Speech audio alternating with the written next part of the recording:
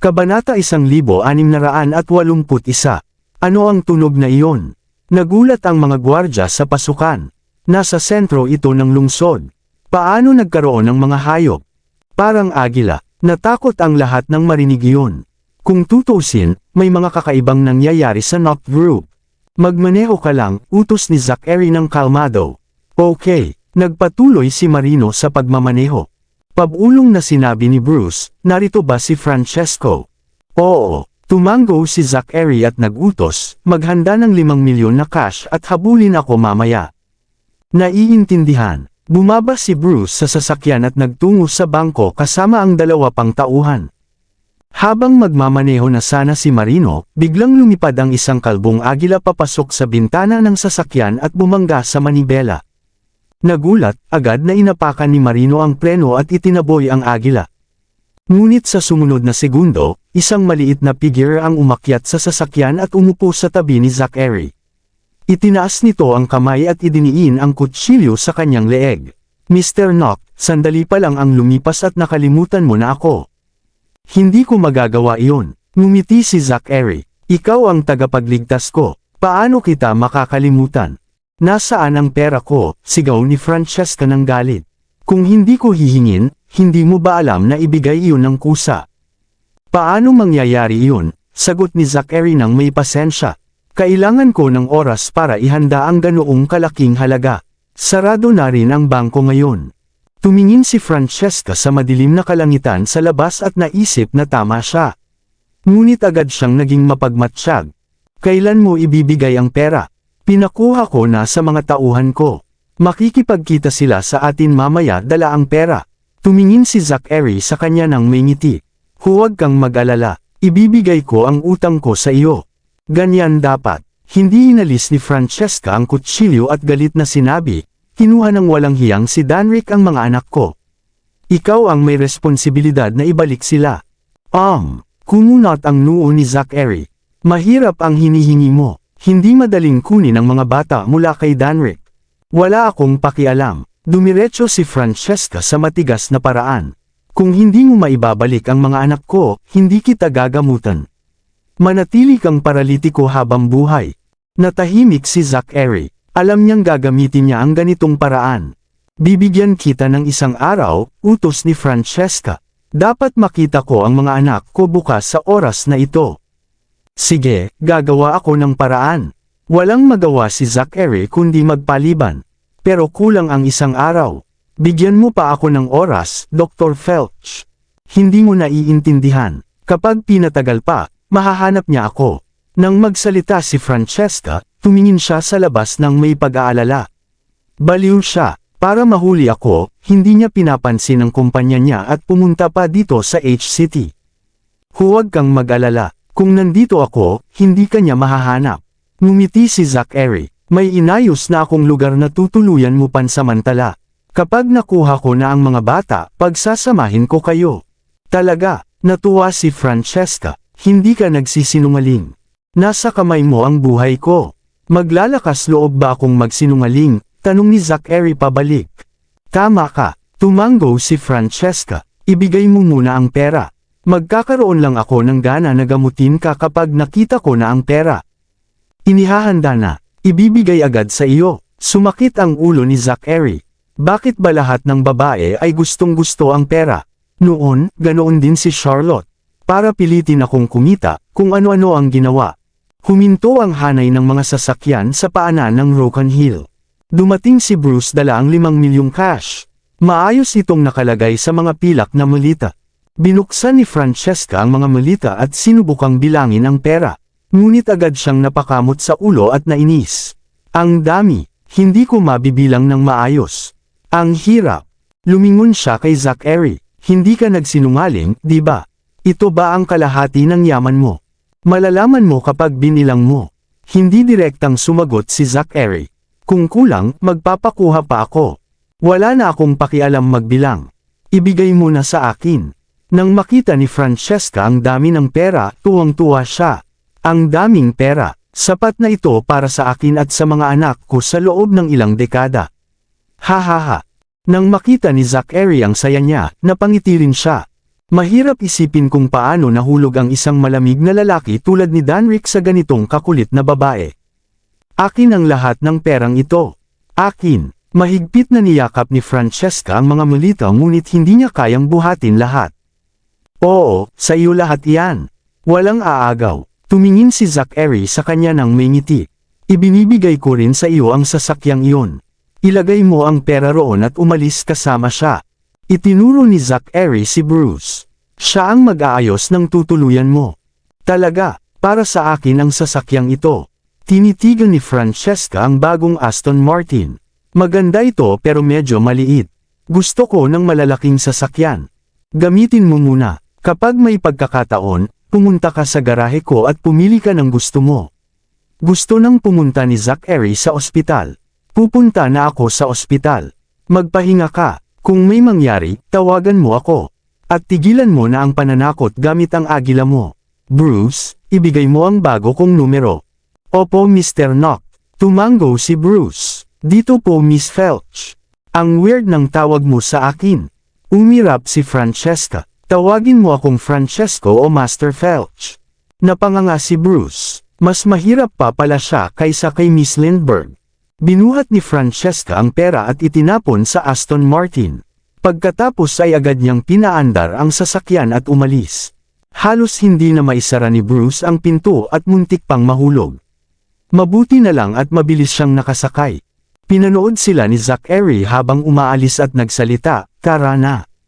Okay, nagmaneho si Marino papuntang ospital.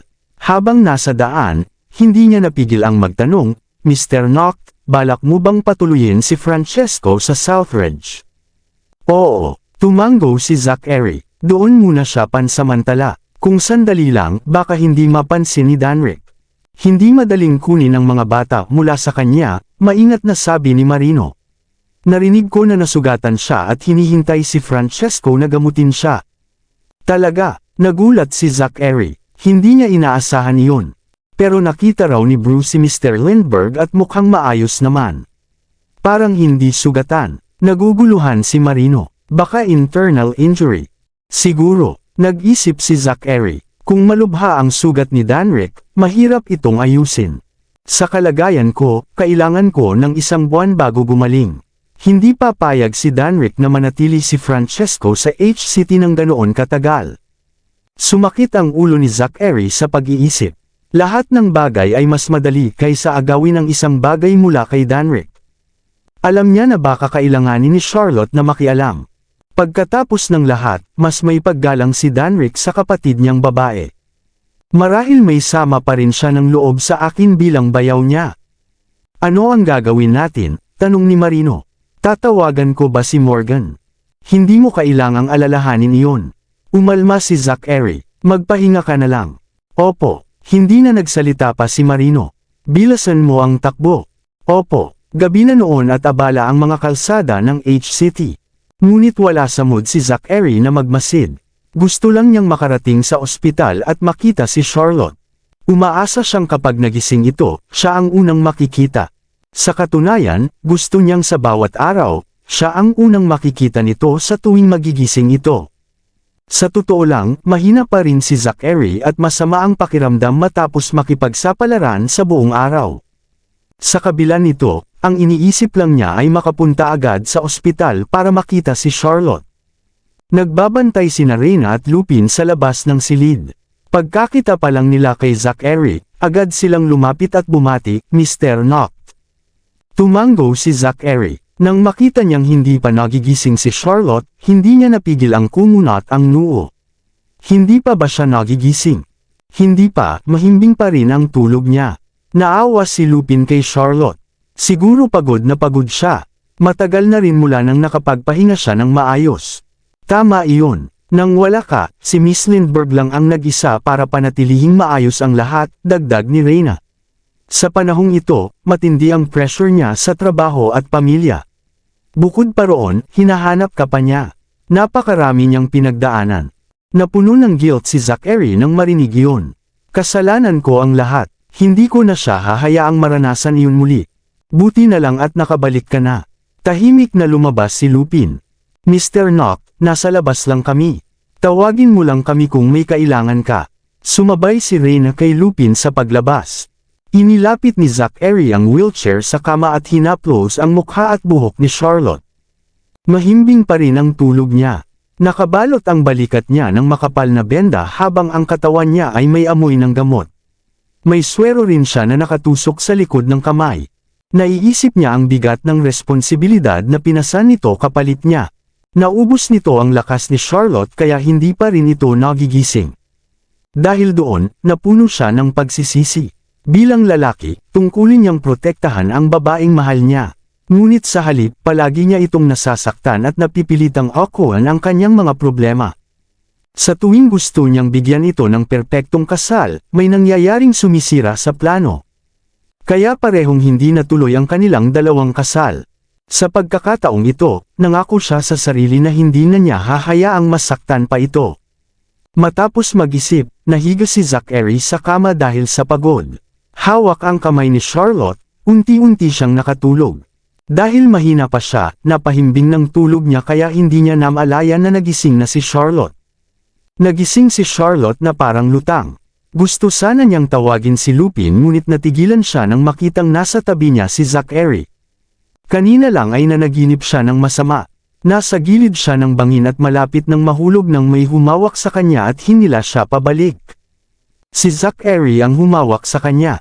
Kahit hindi siya kasing emosyonal ng inaasahan niya, nagsimulang mamuo ang luha sa kanyang mga mata.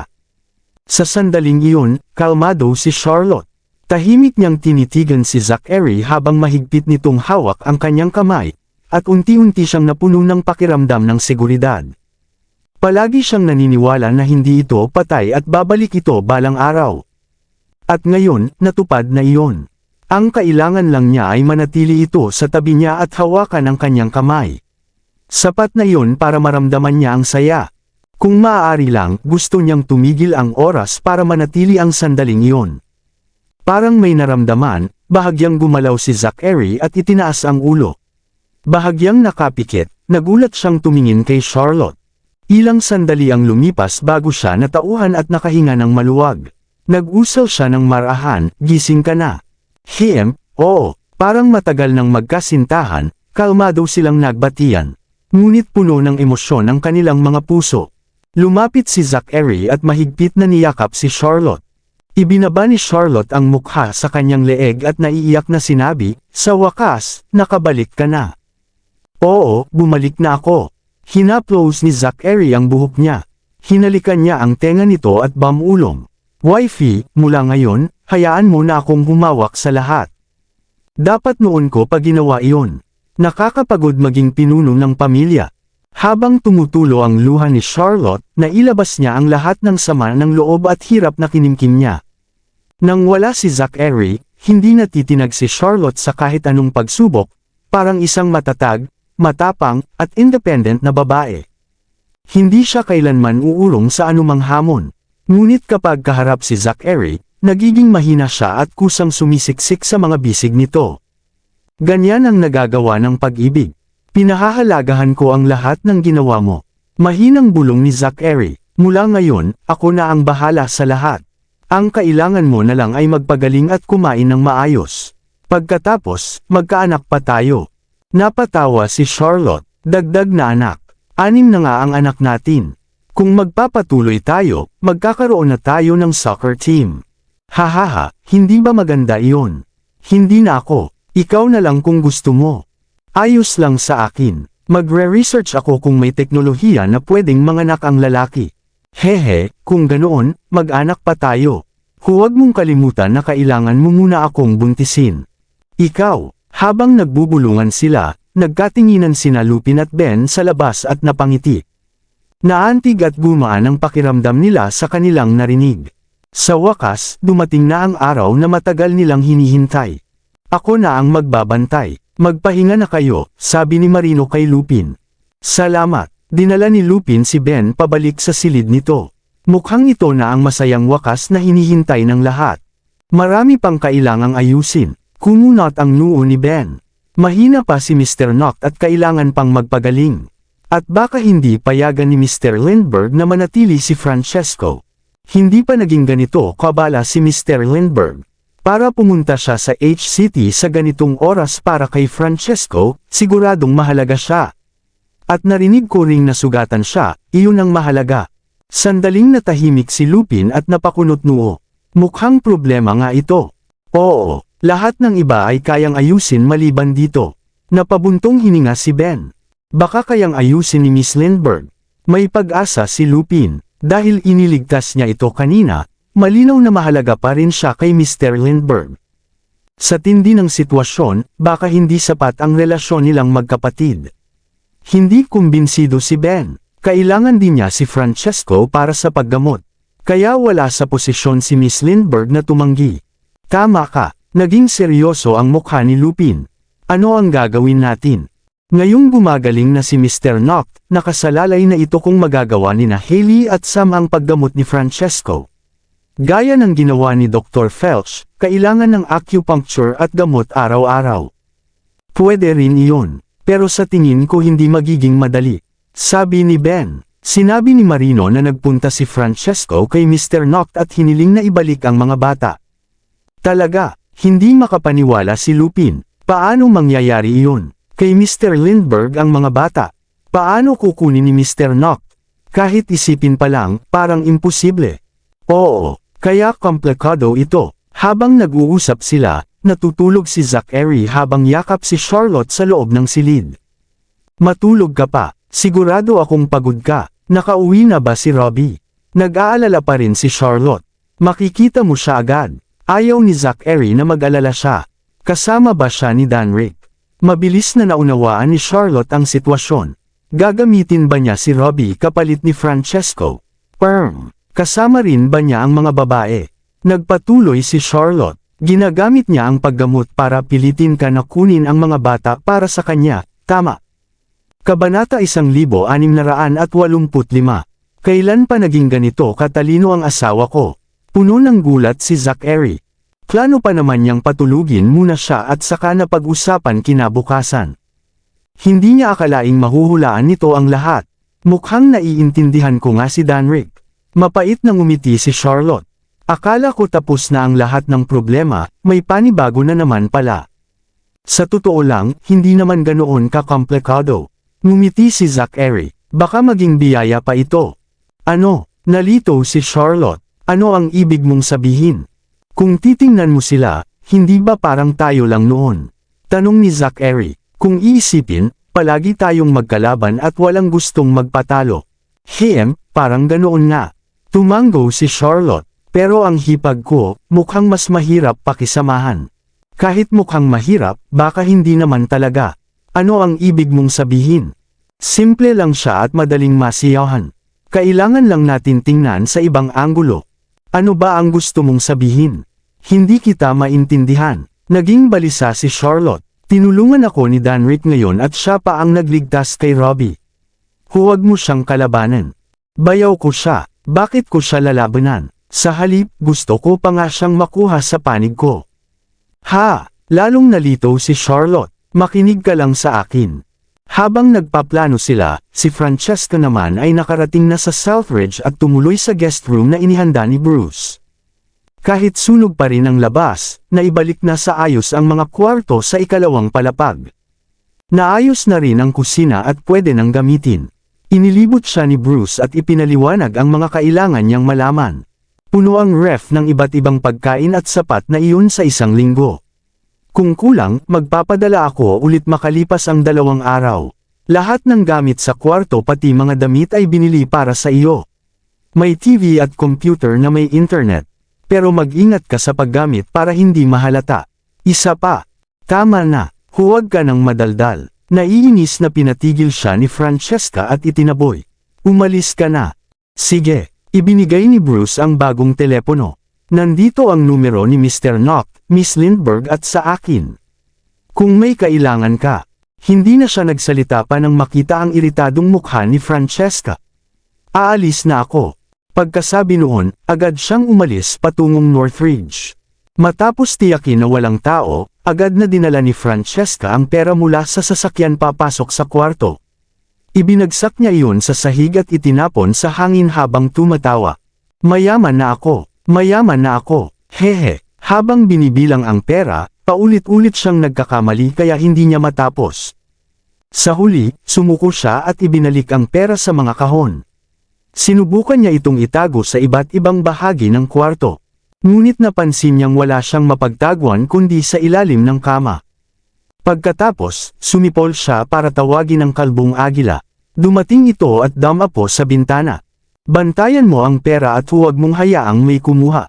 Naiintindihan mo ba? Utos niya habang tinuturo ang pera. Tumugon ang agila. Nang lalabas na sana siya sa bintana, naisip niyang kulang ang isang agila. Naglabas siya ng kakaibang tunog papunta sa gubat. Sa isang iglap, mahigit 10 ahas ang lumitaw. Bantayan ninyo ang pera. Lalabas muna ako para hanapin ang van ko. Itinaas ng mga ahas ang ulo at tila tumango. Pagkatapos, pinalibutan nila ang pera at nagbantay. Nakahinga ng maluwag si Francesca at mabilis na lumabas sa bintana. Samantala, si Bruce ay nakatago sa puno at pinagmamasdan siya gamit ang binocular. Bakit hindi siya dumaan sa hagdan? Nang maramdaman niya ang malamig na tingin sa kanyang direksyon, ibinaba niya ang binocular at agad umalis. Hindi siya nagmaneho palabas. Sa halip, naglakad si Francesca papunta sa gubat para hanapin ang luma niyang van. Nang makita niya ito, dinala niya pabalik sa loob ng Southridge. Pagkatapos, inilabas niya ang kung ano-anong kakaibang gamit at inilagay sa backpack. Bitbit ang backpack at isang malaking sako, pumasok siya sa villa. Hehe, gamit ito, hindi na ako matatakot. Inilapag niya ang backpack at binuksan ang sako at nilagyan ng pera. Matapos ang matinding pagod, natapos din siya. 2 sako ang napuno na may kabuuang bigat na 100 libra. Nagpahinga muna siya at inilagay ang mga sako sa tabi ng kama. Pagkatapos, bumagsak siya sa kama nang nakabuka ang mga braso. Kahit pagod, nang maalala niyang kinuha ni Danrick ang mga anak niya, muli siyang napuno ng lakas. Nang maalala rin kung paano siya tretuhin ito, napuno siya ng galit. Danrick, hayop ka. Dahil minamaliit mo ako, gagamitin ko ang perang ito para pabagsakin ka. Samantala, si Danrick ay napabahing ng ilang beses sa loob ng sasakyan at kumunat ang noo. Siguradong sinusumpa na naman ako ng babaeng iyon. Siguro makikipag-ugnayan na si Miss Felch. Tanong ni Sean, nasa atin ang mga bata kaya siguradong nag-aalala siya. Tusong babae pa rin siya. Kumuyam ang panga ni Danrick. Matapos niya akong linlangin, wala na bang hindi niya kayang gawin? Hindi na nagsalita si Sean. Baka gamitin niya ang pagpapagamot ni Zachary para pilitin siyang kunin ang mga bata. Ngumisi si Danrick.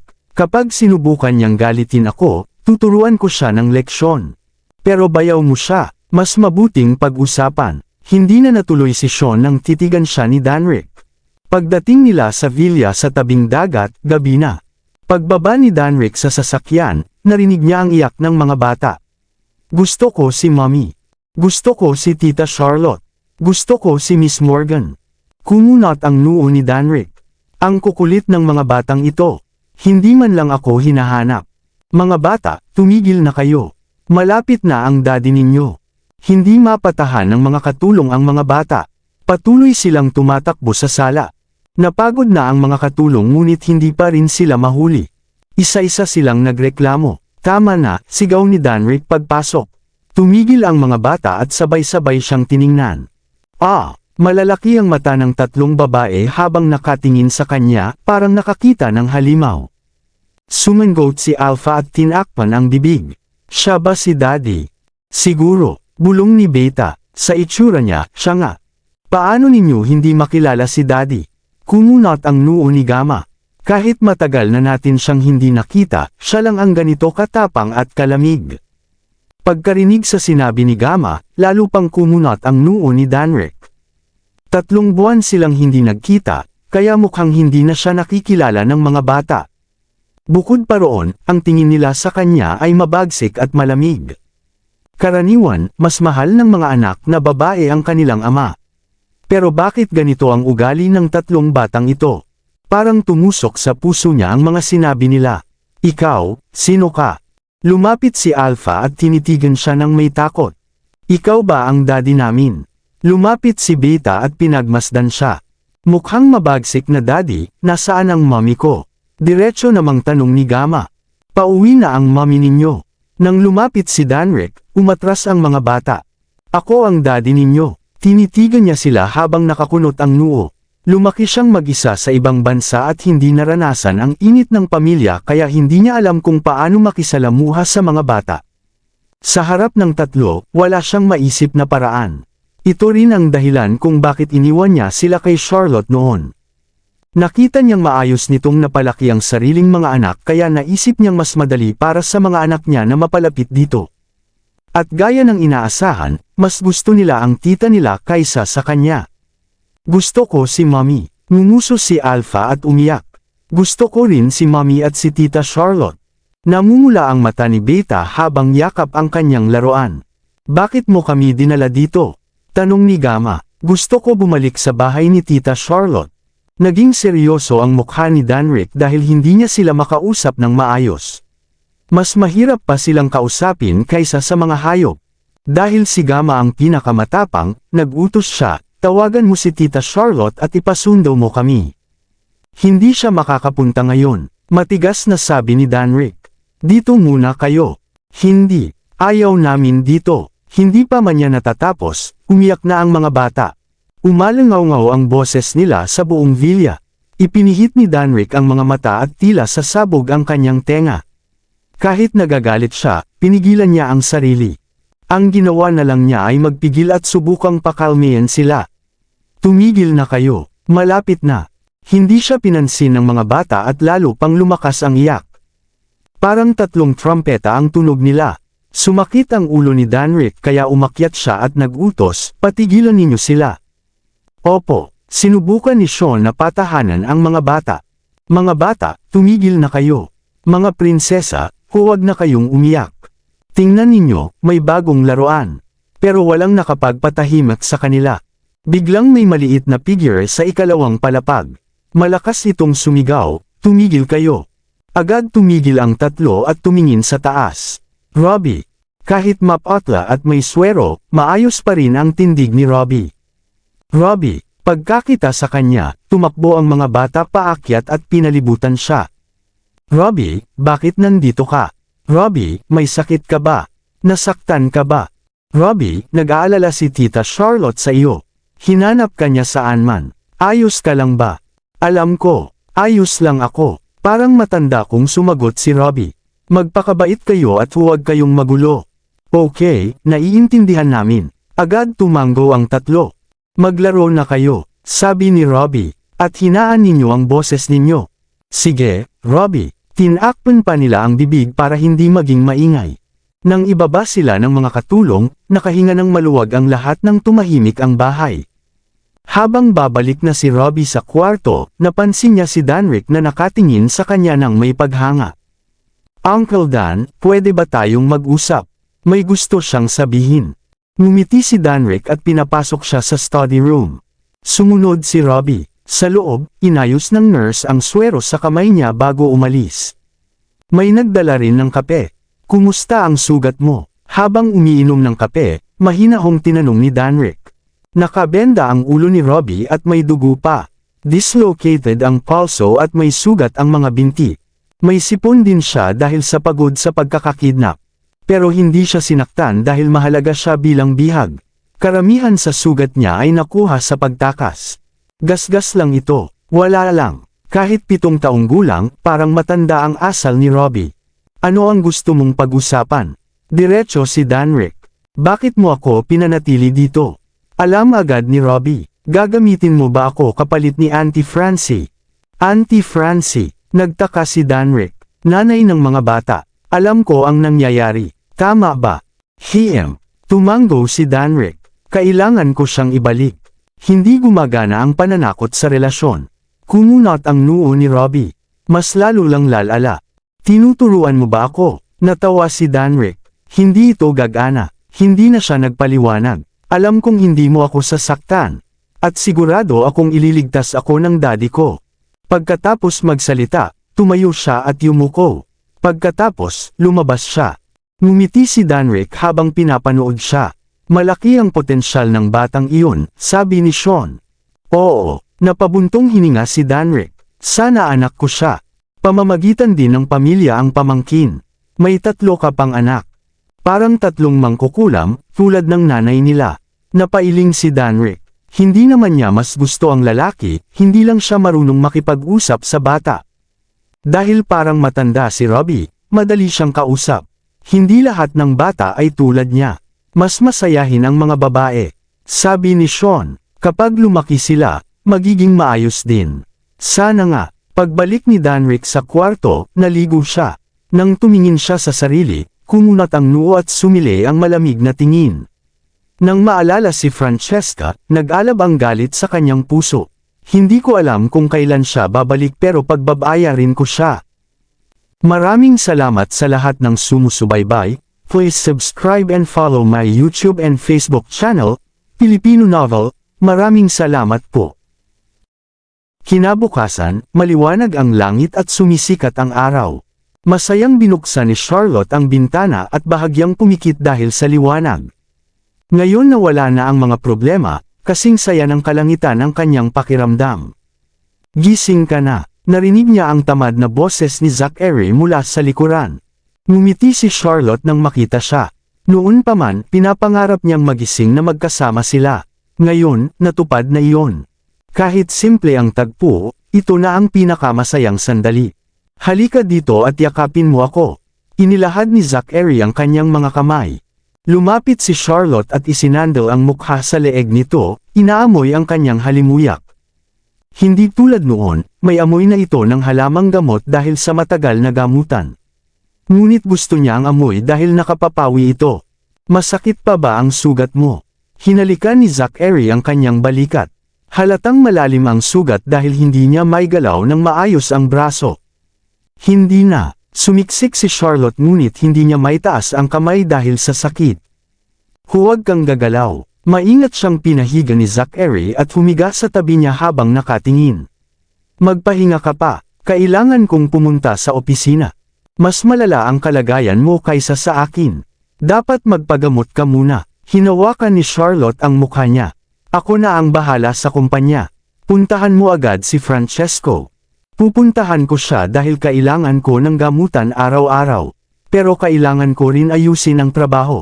Hindi kita pwedeng pabayaan mag-isa. Pinisil ni Zachary ang kanyang pisngi. Magpahinga ka at samahan mo ang mga bata kapag may oras. Huwag mo nang alalahanin ang iba.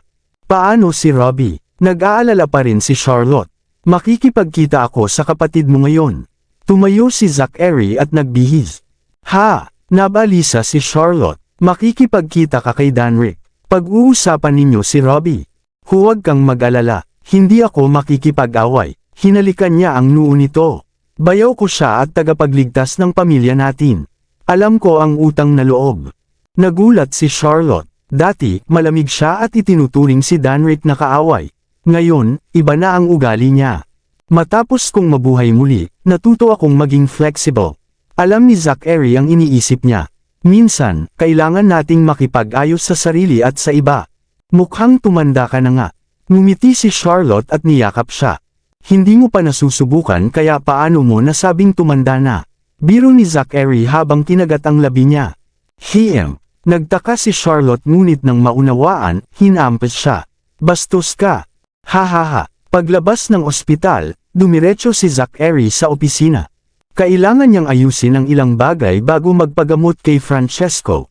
Tumawag si Johan at natuwa nang marinig na papunta siya sa opisina. Nag-alala rin ito. Nagpapagaling ka pa.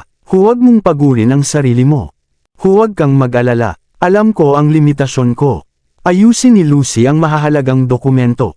Aalis ako ng alas 4. Sige, aayusin ko agad.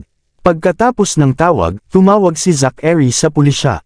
Nalaman niyang nagbigay si Nancy ng sapat na ebidensya at sinampahan na si Jessie ng maraming kaso.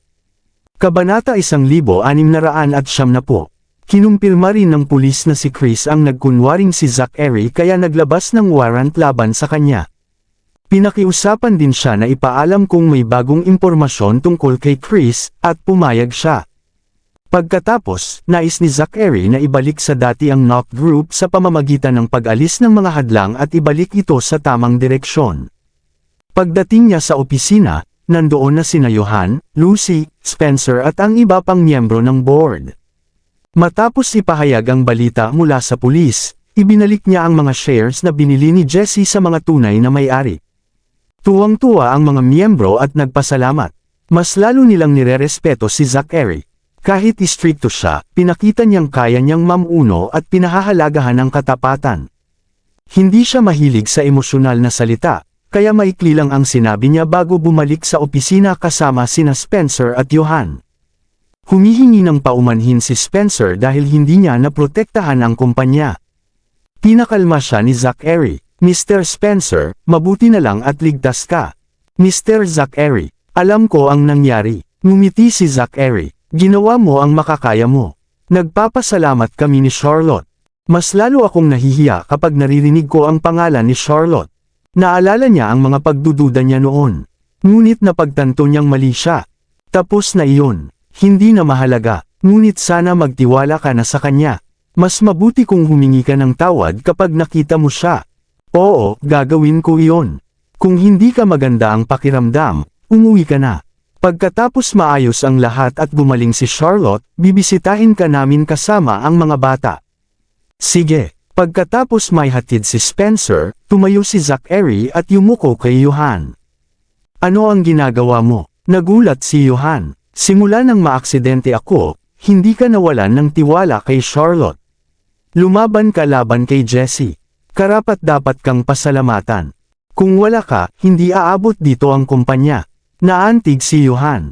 Noong nagkamali ako noon, ikaw lang ang naniwala sa akin. Kahit tumutol si Mr. Henry, kinuha mo ako at binigyan ng mataas na posisyon. Binigyan mo pa ako ng shares.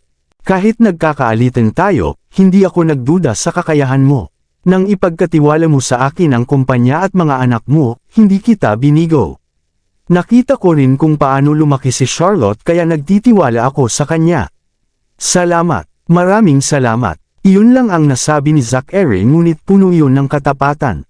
Ako ang dapat magpasalamat. Bumalik ka mula sa kamatayan at hindi nasayang ang lahat.